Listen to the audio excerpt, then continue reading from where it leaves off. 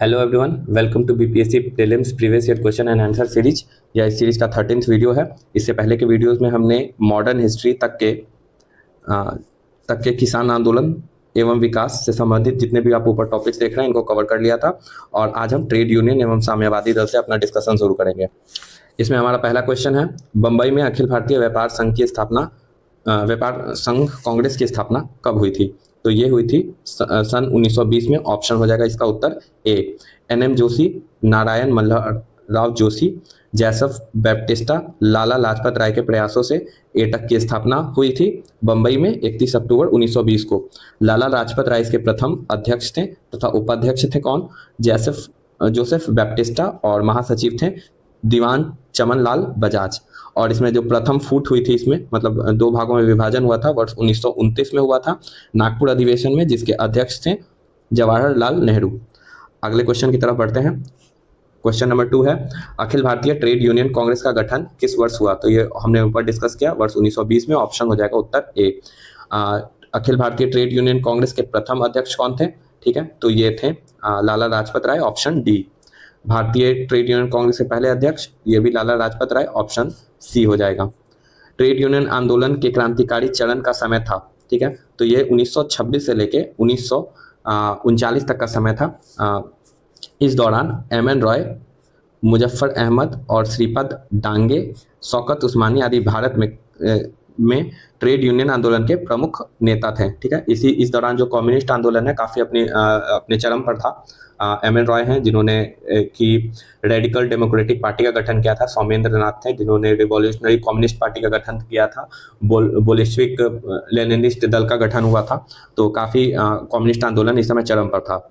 अगला क्वेश्चन है, भारत की कम्युनिस्ट पार्टी और राष्ट्रीय स्वयंसेवक संघ की स्थापना क्रमशः सबसे करीबी वर्ष पहचानिए। ठीक है, सबसे करीबी बोल रहा है, तो इसमें हो जाएगा कम्युनिस्ट पार्टी की स्थापना हुई थी 1920 में।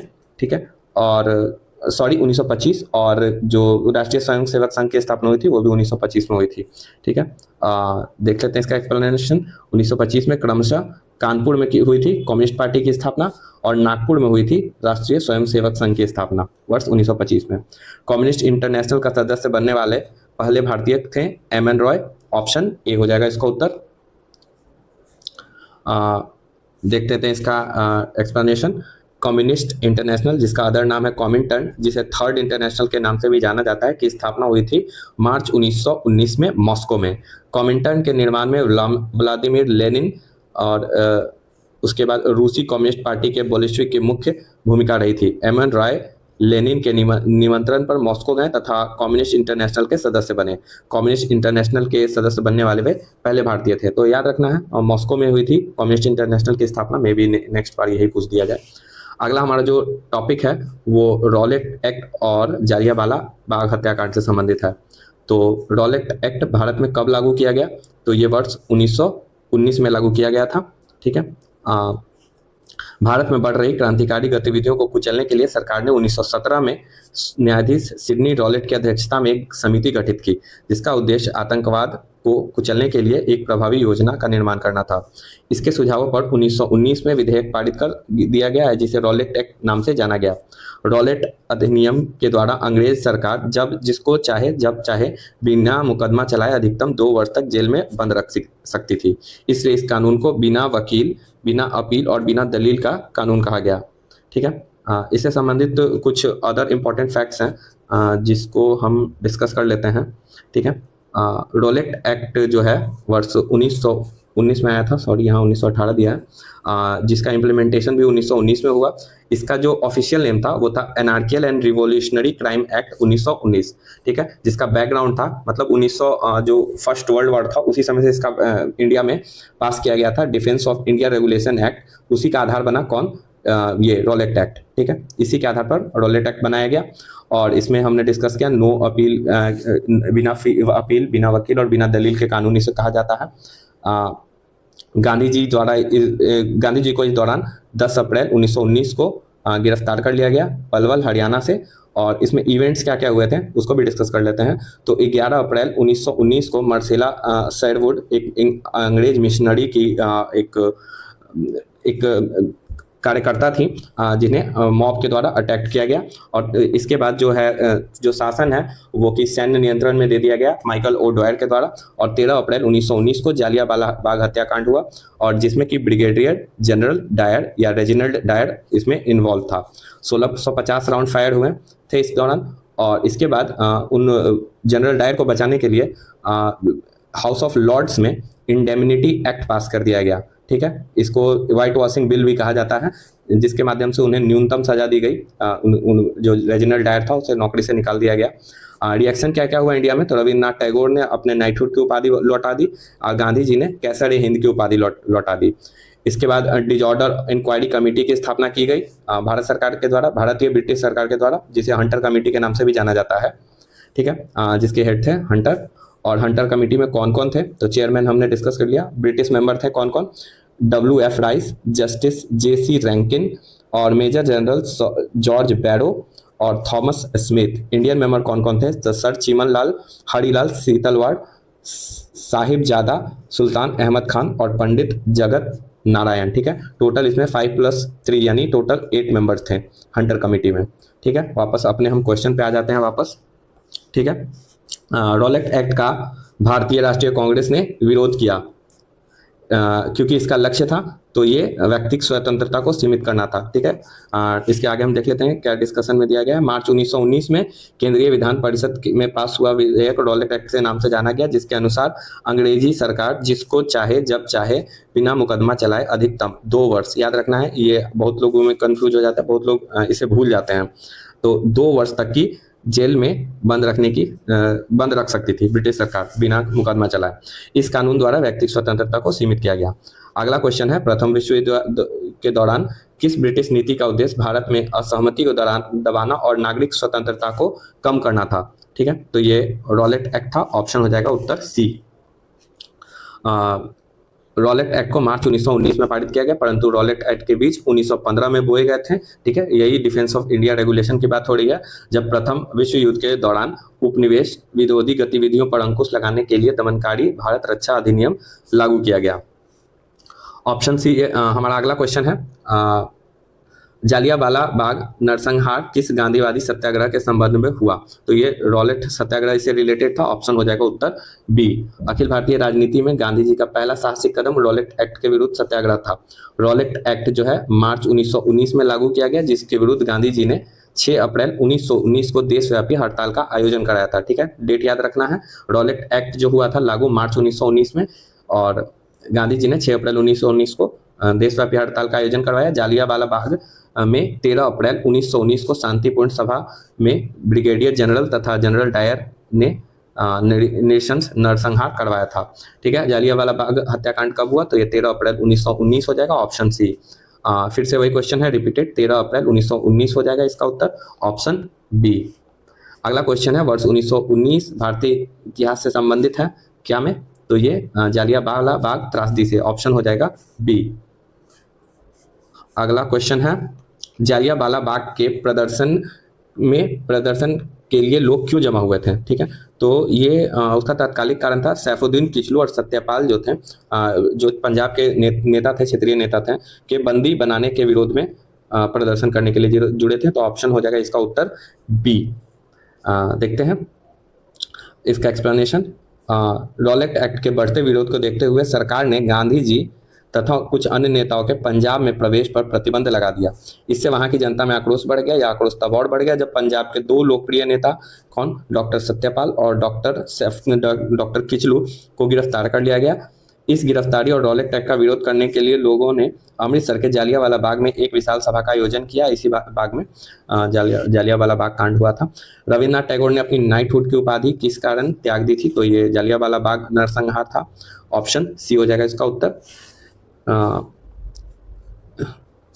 इसमें इसके एक्सप्लेनेशन को देखते हैं। टैगोर ने इसमें कहा था, समय आ गया है कि जब सम्मान के तमगे अपमान के बेतुके संदर्भ में हमारे कलंक को सुस्पष्ट कर देते हैं। जहां तक मेरा प्रश्न है, मैं सभी विशेष उपाधियों से रहित होकर अपने देशवासियों के साथ खड़ा होना चाहता हूं। ठीक है, ये बीपीएससी में आजकल स्टेटमेंट बहुत से दिए जाते हैं, बोला जाता है कि ये किसने बोला था, तो मैं भी ये लाइन दे दिया जाए और आपसे पूछा जाए कि इससे संबंधित कौन है। तो अगला हमारा जो टॉपिक है वो खिलाफत आंदोलन से संबंधित है। तो इसको हम देखते हैं। इसमें पहला क्वेश्चन क्या है, किसने खिलाफत आंदोलन को हिंदुओं और मुसलमानों की एकता के ऐसे अवसर के रूप में देखा जो 100 वर्षों में पुनः प्रस्तुत नहीं होगा? तो ये महात्मा गांधी थे। ऑप्शन हो जाएगा उत्तर सी। इसका एक्सप्लेनेशन को देखते हैं। 1919 में दिल्ली में अखिल भारतीय खिलाफत सम्मेलन हुआ था जिसके अध्यक्ष गांधी जी थे। ठीक है, 23-24 नवंबर 1919 में जो खिलाफत सम्मेलन हुआ था उसके अध्यक्ष कौन थे? गांधी जी। दिसंबर 1919 में हुए भारतीय राष्ट्रीय कांग्रेस के अमृतसर अधिवेशन में खिलाफत आंदोलन को और अधिक बढ़ावा मिला। ठीक है, उसी वहीं पे इन्होंने स्टेटमेंट दिया था। तो हम आगे बढ़ते हैं।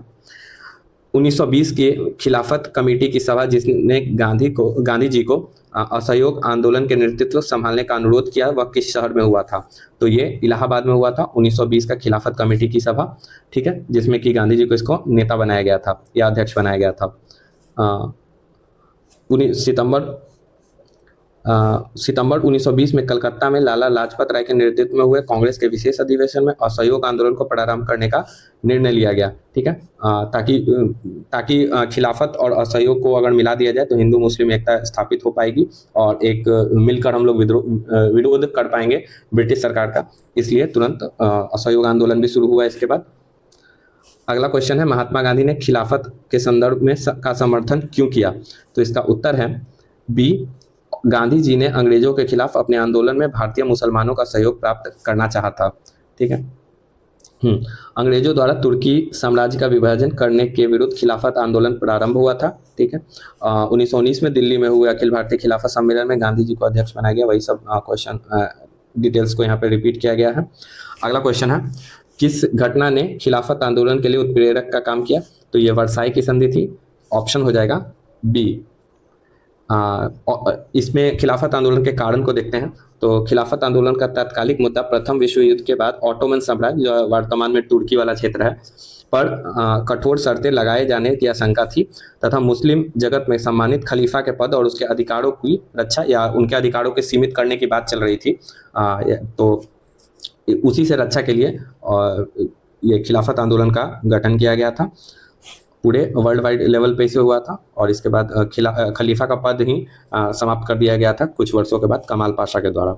ठीक है, तो अगला क्वेश्चन की तरफ चलते हैं। ये हमारा टॉपिक है असहयोग आंदोलन। भारतीय किसानों के इतिहास में संगठित असहयोग का उदाहरण कहाँ घटित हुआ? तो ये बिहार और बंगाल में हुआ था। ठीक है, भारतीय किसानों के इतिहास में। ठीक है, वही चीज एक्सप्लेनेशन में भी दिया गया।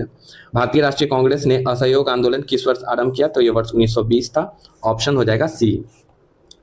1920 के कलकत्ता में कांग्रेस के विशेष अधिवेशन में पास हुए असहयोग संबंधी प्रस्ताव की दिसंबर 1920 में नागपुर में हुए कांग्रेस के वार्षिक अधिवेशन में पुष्टि कर दी गई। ठीक है, कलकत्ता जो था विशेष अधिवेशन था और जो वार्षिक अधिवेशन था वो नागपुर में हुआ था। मतलब 1920 में 2 अधिवेशन हुए थे। ठीक है, जिसमें कि प्रस्ताव पास हुआ था इसमें और इसकी पुष्टि कर दी गई नागपुर में।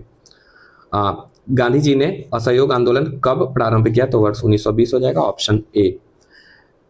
किस घटना के बाद महात्मा गांधी ने असहयोग आंदोलन को अपनी हिमालय जैसी भूल बताया था? तो ये चौड़ी चौड़ा घटना थी।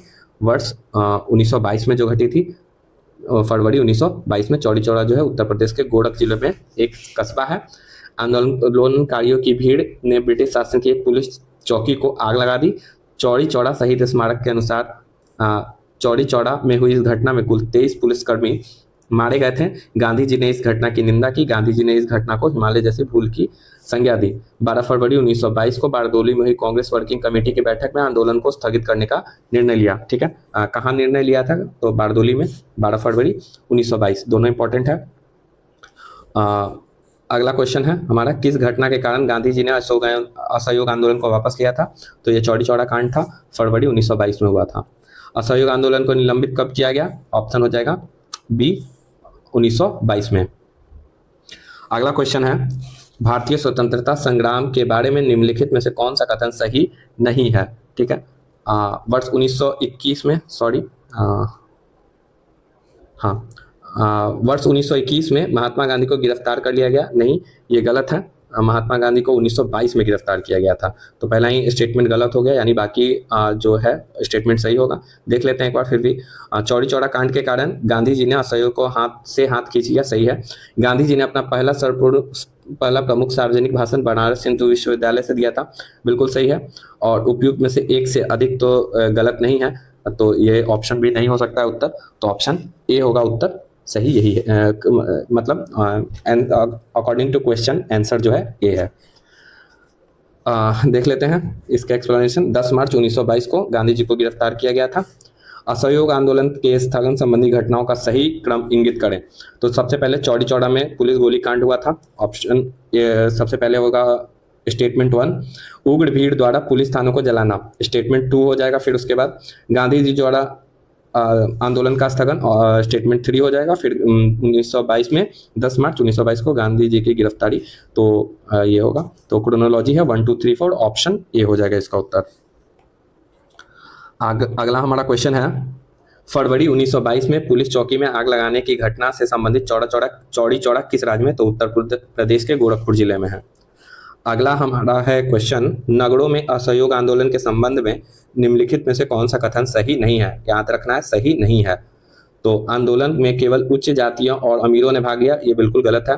मद्रास की जस्टिस पार्टी द्वारा भी काउंसिल के चुनाव का बहिष्कार किया गया, ये ऑप्शन भी गलत है। जस्टिस पार्टी द्वारा सहयोग नहीं किया गया था असहयोग आंदोलन में।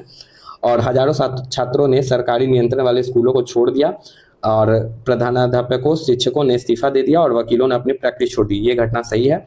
तो यहाँ पे पूछा है कौन सही नहीं है, तो 1 और 2 सही नहीं है, तो उत्तर हो जाएगा ऑप्शन ए। हाँ, अगला क्वेश्चन है, भारतीय स्वतंत्रता संग्राम के बारे में निम्नलिखित में से कौन सही नहीं है? फिर से ध्यान देना है, सही नहीं है। तो वर्ष 1921 में महात्मा गांधी को गिरफ्तार कर लिया गया था, ये गलत है, हमने ऊपर डिस्कस किया। 1922 में गिरफ्तार किया गया था, ठीक है। अगला क्वेश्चन है, अगला हमारा टॉपिक है स्वराज पार्टी से संबंधित। पहला क्वेश्चन है, CR दास और मोतीलाल नेहरू ने कांग्रेस के भीतर स्वराज पार्टी किस उद्देश्य से बनाई थी? तो इसका मुख्य उद्देश्य था राज्य परिषद चुनाव में भाग लेने हेतु, ऑप्शन हो जाएगा उत्तर सी। 1922 को गया में अधिवेशन हुआ था कांग्रेस के अंदर, इसी बैठक में कांग्रेस के अंदर ही एक नई पार्टी कांग्रेस खिलाफत स्वराज पार्टी के गठन की घोषणा की गई थी। एक्चुअली इस समय कांग्रेस का में आंतरिक विभाजन कह सकते हैं, बाहर से विभाजन नहीं हुआ था, लेकिन इसमें परिवर्तनवादी और अपरिवर्तनवादी नामक 2 गुट बट गए थे। एक जो है काउंसिल के चुनाव में भाग लेना चाहती थी, दूसरी जो थी काउंसिल के चुनाव में भाग नहीं लेना चाहती थी। तो जो भाग लेना चाहती थी उसमें CR दास और मोतीलाल नेहरू थे, और जो परिवर्तनवादी नहीं थी उसमें सी राजगोपालाचारी जैसे जो नेता थे वो थे, ठीक है।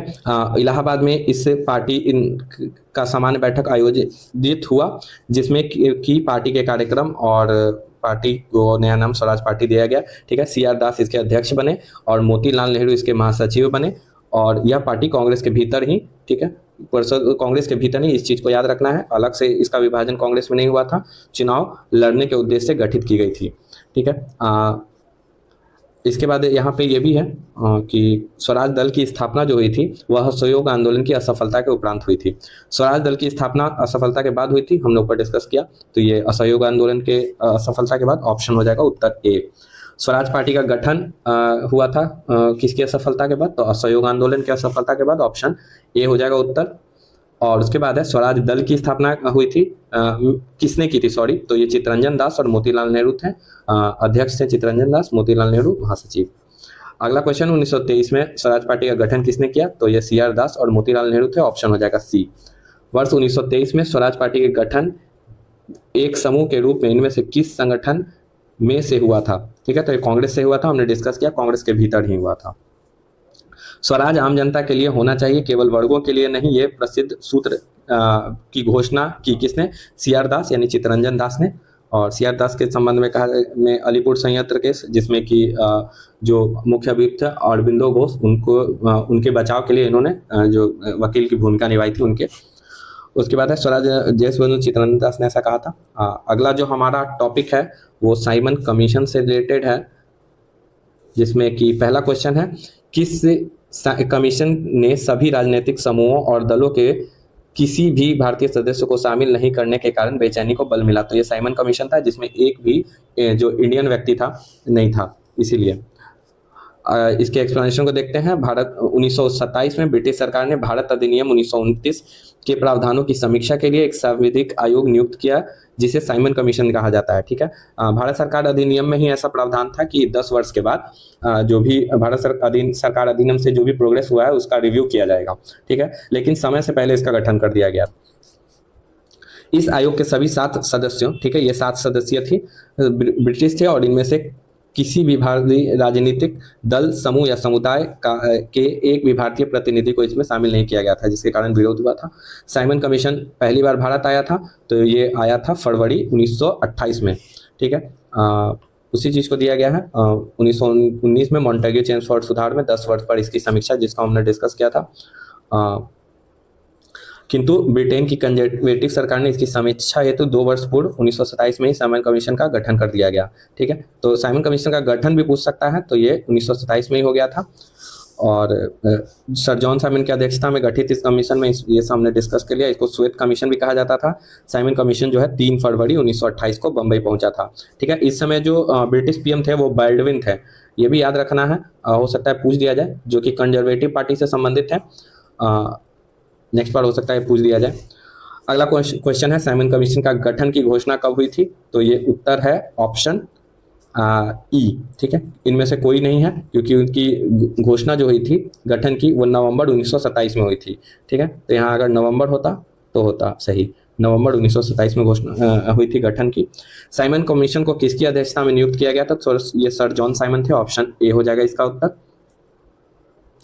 अगला क्वेश्चन है, रिक्त स्थानों की पूर्ति करिए। नेहरू रिपोर्ट जो थे किसकी अध्यक्षता में? तो मोतीलाल नेहरू की अध्यक्षता में। ठीक है, 2 मोतीलाल नेहरू के ऑप्शंस हैं। और उसके बाद की अध्यक्षता में एक कमेटी द्वारा तैयार किया गया था और इसका विषय था, तो ये भारत में संवैधानिक संस्थाएं थी, तो ये हो जाएगा ऑप्शन सी इसका उत्तर। ठीक है, देख लेते हैं इसका एक्सप्लेनेशन को, इम्पॉर्टेंट है क्योंकि नेहरू रिपोर्ट से क्वेश्चन पूछे जाते हैं। भारत में राज्य सचिव जो थे लॉर्ड बिर्केनहेड ने भारतीयों को चुनौती देते हुए कहा कि भारतीय लोग संवैधानिक सुधार के लिए ठोस योजना बनाने में या प्रस्ताव बनाने में असमर्थ हैं, जिसको सभी भारतीय का व्यापक राजनीतिक समर्थन प्राप्त हो। मतलब सब मिलकर एक प्रस्ताव नहीं तैयार कर सकते हैं भारतीय, ये उन्होंने चुनौती दी। इस चुनौती को भारतीयों द्वारा स्वीकार किया गया और इस योजना को अंतिम रूप देने के लिए फरवरी, मई, अगस्त 1928 में सर्वदलीय सम्मेलन का अधिवेशन किया गया। मोतीलाल नेहरू की अध्यक्षता में 9 सदस्यीय समिति का गठन हुआ। ठीक है, याद रखना है, मोतीलाल नेहरू की अध्यक्षता में 9 सदस्यीय समिति का गठन हुआ और इसने प्रस्तावित संविधान का प्रारूप तैयार किया अगस्त 1928 में। ठीक है, इसको मोतीलाल नेहरू के नाम पर नेहरू रिपोर्ट के नाम से जाना गया। इसमें सांप्रदायिक आधार पर पृथक निर्वाचन मंडल की मांग को अस्वीकार कर दिया गया। ठीक है, इस रिपोर्ट में डोमिनियन स्टेटस की मांग की गई। इसके अतिरिक्त अन्य सिफारिश की गई, जैसे वयस्कों के लिए मताधिकार, सार्वजनिक भौमिक वयस्क मताधिकार, महिलाओं के लिए समान अधिकार, यूनियन बनाने की स्वतंत्रता, ये सब। अब अगला हमारा जो टॉपिक है वो है कांग्रेस का लाहौर अधिवेशन और पूर्ण स्वराज प्रस्ताव, जिसमें पहला क्वेश्चन है इसमें, पुनः याद रखें, अब यह झंडा लहरा गया है, यह कभी भी झुकना नहीं चाहिए जब तक एक भी भारतीय पुरुष या बालक भारत में जीवित है। यह किसने कहा था? तो ये कहा था लाहौर में जवाहरलाल नेहरू ने, ऑप्शन बी हो जाएगा इसका उत्तर। लाहौर अधिवेशन में उन्होंने यह कहा था 1929 के लाहौर अधिवेशन में, और इसी अधिवेशन में पूर्ण स्वराज का प्रस्ताव पारित हुआ था और 26 जनवरी को स्वतंत्रता दिवस मनाने की का निश्चय किया गया था। पूर्ण स्वराज का प्रस्ताव लाहौर में कांग्रेस में पारित किया गया वर्ष 1929 में, ऑप्शन बी हो जाएगा। अगला जो हमारा क्वेश्चन है, भारतीय राष्ट्रीय कांग्रेस के किस अधिवेशन में पूर्ण स्वराज का सिद्धांत गृहीत हुआ था? तो ये लाहौर अधिवेशन 1929, ऑप्शन बी हो जाएगा इसका उत्तर। भारतीय राष्ट्रीय कांग्रेस ने किस सत्र में पूर्ण स्वाधीनता का प्रस्ताव किया? तो ये भी ऑप्शन सी हो जाएगा, 1929 लाहौर। अगला हमारा जो क्वेश्चन है वो है 1929 में लाहौर में आयोजित भारतीय राष्ट्रीय कांग्रेस के अधिवेशन के अध्यक्ष कौन थे? तो ये जवाहरलाल नेहरू थे, ऑप्शन सी हो जाएगा उत्तर। भारतीय राष्ट्रीय कांग्रेस द्वारा किस दिन को पूर्ण स्वराज दिवस घोषित किया गया? तो ये 26 जनवरी 1930 था, ऑप्शन ए हो जाएगा उत्तर। 1929 में लाहौर में आयोजित भारतीय राष्ट्रीय कांग्रेस के अधिवेशन के अध्यक्ष कौन थे? तो ये जवाहरलाल नेहरू थे। 1929 में कांग्रेस में पूर्ण स्वराज का पताका किसने फहराया? तो वो जो अध्यक्ष थे वही जब पंडित जवाहरलाल नेहरू, ऑप्शन बी हो जाएगा इसका उत्तर। अगला हमारा जो टॉपिक है वो सविनय अवज्ञा आंदोलन से संबंधित है, जिसमें पहला क्वेश्चन है दांडी यात्रा कब की गई। दांडी यात्रा तो वर्ष 1930 में की गई थी। एक्सप्लेनेशन को देख लेते हैं। 12 मार्च 1930 को नमक सत्याग्रह शुरू किया गया। उन्होंने साबरमती आश्रम, याद रखना है, साबरमती आश्रम से 80 सहयोगियों के साथ महात्मा गांधी समेत कुल 81 सदस्य हो गए थे के साथ सत्याग्रह के लिए कूच किया। 24 दिनों की लंबी यात्रा के बाद उन्होंने 6 अप्रैल 1930 को दांडी में सांकेतिक रूप से नमक कानून को भंग किया तथा औपचारिक रूप से सविनय अवज्ञा आंदोलन का शुभारंभ किया। सविनय अवज्ञा आंदोलन गांधी जी के नेतृत्व में पूरे देश में फैल गया। तमिलनाडु में गांधीवादी नेता सी राजगोपालाचारी ने तिरुचिरापल्ली और से वेदारण्यम तक की नमक सत्याग्रह के लिए यात्रा की थी। ठीक है, पटना में नखास पिंड में हुआ था नमक सत्याग्रह। उसके बाद है दांडी यात्रा कितने दिन चली थी, तो हमने ऊपर डिस्कस किया 24 दिन, ऑप्शन सी हो जाएगा उत्तर। 1930 में महात्मा गांधी ने सविनय अवज्ञा आंदोलन कहाँ प्रारंभ किया, तो उन्होंने प्रारंभ किया था दांडी से, ऑप्शन बी हो जाएगा इसका उत्तर। वर्ष 1930 में महात्मा गांधी ने सविनय अवज्ञा आंदोलन कहाँ से प्रारंभ किया, ऑप्शन बी दांडी। अगला क्वेश्चन है सविनय अवज्ञा आंदोलन के दौरान महात्मा गांधी के नेतृत्व में प्रसिद्ध दांडी मार्च ने लगभग दूरी तय की, तो ये 241 मील था, ऑप्शन हो जाएगा बी इसका उत्तर। साबरमती से दांडी तक की 241 मील की दूरी उन्होंने 24 दिनों में पूरी की थी। गांधी जी के नमक सत्याग्रह का उद्देश्य क्या था, तो नमक कानून को निरस्त करना था, आम लोगों के लिए आर्थिक राहत था और भारत के लिए पूर्ण स्वराज, तो ऑप्शन ई हो जाएगा इसका उत्तर, उपयुक्त में से एक से अधिक। सविनय अवज्ञा आंदोलन की असफलता के बाद गांधी जी ने महत्व दिया, तो उन्होंने रचनात्मक कार्यक्रम को महत्व दिया था। ठीक है, वर्ष 1934 में गांधी जी ने अपना पूरा समय हरिजनों उत्थान में लगाने के लिए सक्रिय राजनीति से स्वयं को हटाने का निर्णय निश्चय किया और 1932 में गांधी जी ने हरिजन कल्याण हेतु अखिल भारतीय छुआछूत विरोधी लीग की स्थापना की। वर्ष 1933 में हरिजन नामक साप्ताहिक पत्र का प्रकाशन किया। यही जो अखिल भारतीय छुआछूत लीग है वही बाद में हरिजन सेवक संघ में बदल जाती है। वर्ष 1929 में खुदाई खिदमतगार को किसने संगठित किया, तो ये अब्दुल गफ्फार खान थे, ऑप्शन ए हो जाएगा उसका उत्तर। उत्तर पश्चिमी सीमा प्रांत में खान अब्दुल गफ्फार खान के नेतृत्व में खुदाई खिदमतगार नामक स्वयंसेवक संगठन का स्थापित किया गया। इन्हें लाल कुर्ती, रेड शर्ट्स के नाम से भी जाना जाता था। ये पठानों की राष्ट्रीय एकता का नारा बुलंद किया। पठानों ने और अंग्रेजों से स्वतंत्रता के लिए ब्रिटिश उपनिवेशवाद के विरुद्ध आंदोलन को संगठित किया तथा श्रमजीवियों की हालत में सुधार की मांग की। ध्यातव्य है कि जब अन्य प्रांत के मुसलमानों स्वयं को सत्याग्रह आंदोलन से अलग रख रहे थे, वहीं उत्तर पश्चिमी सीमा प्रांत के मुसलमानों ने अब्दुल गफ्फार के नेतृत्व में सविनय अवज्ञा आंदोलन में एक महत्वपूर्ण भूमिका। अगला क्वेश्चन है खान अब्दुल गफ्फार खान द्वारा स्थापित खुदाई खिदमतगार को किस नाम से जाना जाता है, तो ये रेड शर्ट्स हैं, ऑप्शन हो जाएगा डी इसका उत्तर। भारत से अंग्रेजों को कदम उखाड़ने के लिए रेड शर्ट्स आंदोलन किसने आरंभ किया, तो ये खान अब्दुल गफ्फार खान थे, ऑप्शन ए हो जाएगा। सीमांत गांधी के नाम से कौन जाने जाते थे, तो ये थे अब्दुल गफ्फार खान। ठीक है, ऑप्शन डी हो जाएगा। सीमांत गांधी इसलिए क्योंकि वो जो सबसे इंडिया का जो उस समय के इंडिया का जो बॉर्डरिंग एरिया है नॉर्थ वेस्ट फ्रंटियर, वहीं से संबंधित थे, इसीलिए फ्रंटियर गांधी का असली नाम है, तो ये वही है अब्दुल गफ्फार खान, ऑप्शन सी हो जाएगा इसका उत्तर। अगला जो हमारा टॉपिक है वो गांधी इरविन समझौता है। ये वीडियो काफी लंबा हो गया है, तो इसको अगले वीडियो में कवर करेंगे। आज के लिए इतना ही। Thank you and have a nice day.